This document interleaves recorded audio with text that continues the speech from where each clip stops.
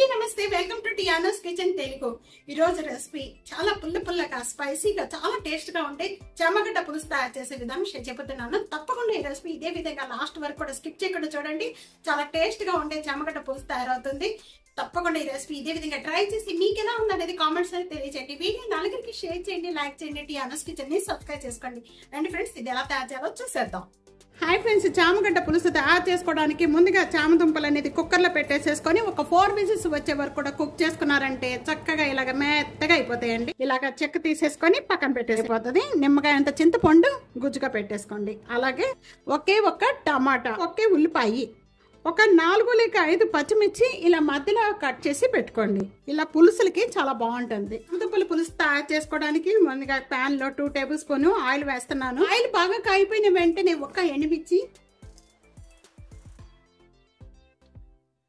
1/2 table spoon మెంతులు, 1/2 table spoon జీరా, ఆవాలు అన్ని కూడా ఈ విధంగా వేగిపోయిన వెంటనే కొద్దిగా కరివేపాకు, 4 లేక 5 పచ్చిమిర్చి ఇలాగ మధ్యలో కట్ చేసుకొని వేసుకోండి. ఒక్క ఉల్లిపాయ ఈ విధంగా మగ్గుతూ ఉండగానే టేస్ట్ కి సరిపడా సాల్ట్ వేస్తున్నాను. 1.5 టేబుల్ స్పూన్. ఒక టమాటా, పెద్ద సైజ్ టమాటా మూత పెట్టేసుకొని 2 మినిట్స్ మగ్గించేసేద్దాం. 2 మినిట్స్ అయిపోయిన వెంటనే ఇప్పుడు ఓపెన్ చేయండి. ఇలా మగ్గిపోయిన వెంటనే కూడా దీంట్లో కారం యాడ్ చేసుకుందాం.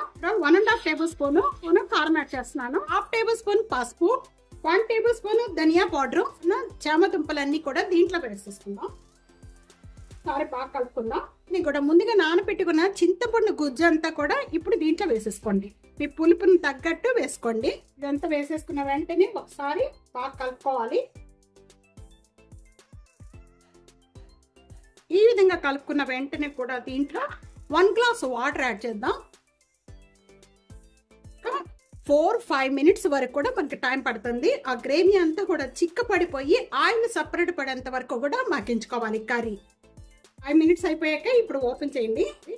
ఇదిగోండి, మూత ఓపెన్ చేసిన వెంటనే చూస్తున్నారు కదా, గ్రేవీ అంతా కూడా ఈ విధంగా చిక్కపడిపోయి ఆయిల్ అంతా కూడా కర్రీకి సపరేట్ అయిపోయింది. ఇలా సపరేట్ అయిపోయిన వెంటనే ఒకసారి బాగా కలుపుకోండి.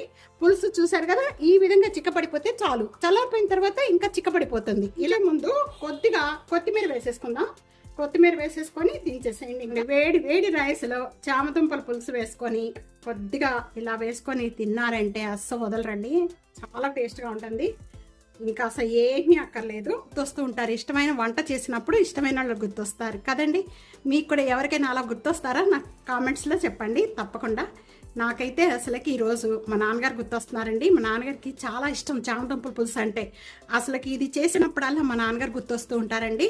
చాలా టేస్ట్గా ఉండే చామదుంపల పులుసు. ఇదిగోండి, చూడండి, చూస్తుంటేనే ఎంత కలర్ఫుల్గా ఉందో. ఇంకా ఒకసారి నేను టేస్టింగ్ చూసేస్తున్నాను. ఆహాహా, ఇవి కూడా కరెక్ట్గా ఉన్నాయండి. కొద్దిగా సాల్ట్ తగ్గింది. సాల్ట్ కలిపేసుకుంటే సరిపోతుంది. ఇంకా చల్లారిపోయిన తర్వాత చక్కగా వచ్చేస్తుందండి. ఆ పులుసుతోనే వెళ్ళిపోద్ది అనమాట. చాలా పుల్లగా స్పైసీగా చాలా టేస్ట్గా ఉండే చామదుంపల పులుసు. తప్పకుండా ఈ రెసిపీ ఇదే విధంగా ట్రై చేసి మీకు ఎలా ఉందనేది కామెంట్స్లో తెలియచేయండి. వీడియో నలుగురికి షేర్ చేయండి, లైక్ చేయండి, టియానోస్ కిచెన్ని సబ్స్క్రైబ్ చేసుకోండి. Thank you for watching.